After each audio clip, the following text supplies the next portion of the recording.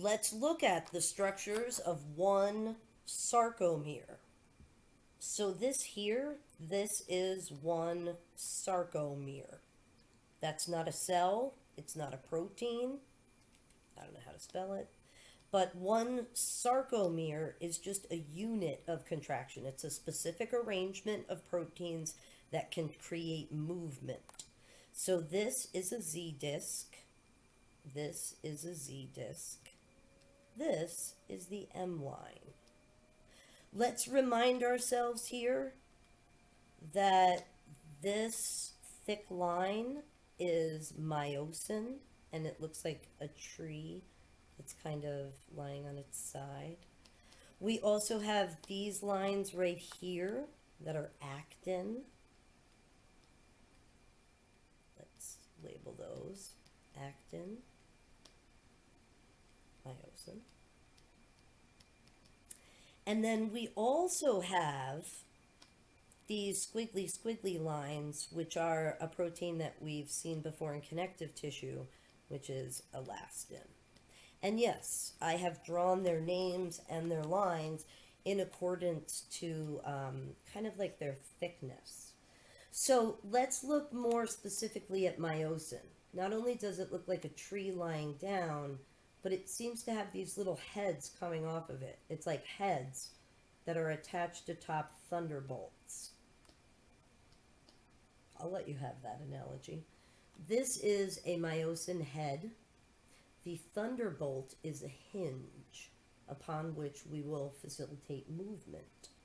And then this area here is the tail. And what we want to do is we want to get some back and forth movement going of this, right? Contracting, releasing, contracting, releasing. I say that like you already know. I am kidding. So these little things right here, these are what are called actin subunits. And they're little tiny balls of the actin protein, and they come together in this formation to make the actin, the thin filament. So this is actin, and not only is this actin, but this little black spot in each of the actin subunits is what's called an active site, which is what we talked about on enzymes in chapter 3. So this is an actin active site on one actin subunit. The actin proteins, the little subunits, are kind of all attached together by a core protein, and this is what is called nebulin. I'm not done here. We're going to make a mess of this. There is also another protein covering all of the actin active sites, and this protein is called tropomyosin.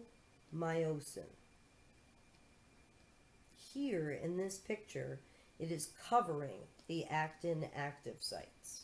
Hold on, I'm not done.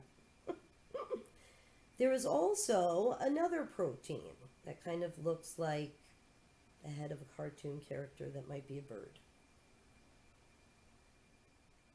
This protein is called troponin, and it locks tropomyosin over the actin active sites. Now, what we want to do is connect these structures, and that's kind of what we have down here. So let's look at this structure. Here are some myosin heads, right, kind of on top of the thunderbolt. But take a look here. The myosin heads that I've drawn here are attached to the actin active sites. And when they attach, the tropomyosin kind of untwists to reveal them. Wait, I'm also going to draw another detail here. Now, this twisting and revealing only happens when calcium is bound to troponin.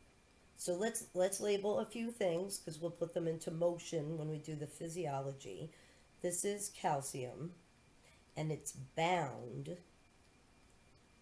to troponin. These are also little calcium ions.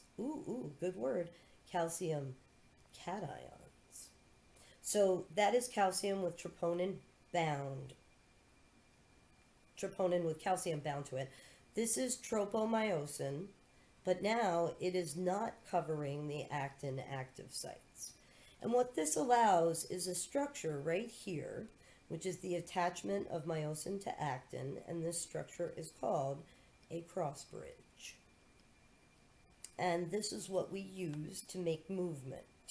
So if a cross bridge happens, it pulls on the myofibril, that pulls on the sarcolemma, that pulls on the endomysium, that pulls on the paramysium, that pulls on the epimysium, that pulls on the tendon connected to the bone that moves when the muscle contracts.